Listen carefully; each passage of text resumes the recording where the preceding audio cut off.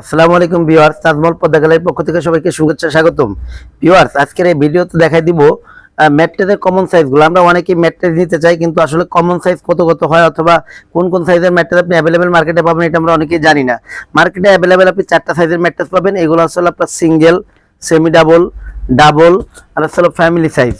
আর এই ক্ষেত্রে আসলে কি কোনটার মাপ কত, সাধারণত কমন মাপ কত থেকে, যেমন আমাদের শোরুমগুলায় আমরা যেটা কমন মাপটা রাখি, যেটা সিঙ্গেল যেটা আছে এটা লংয়ে থাকে হলো আপনার 78 ইঞ্চি, পাশে থাকে হলো 35 ইঞ্চি।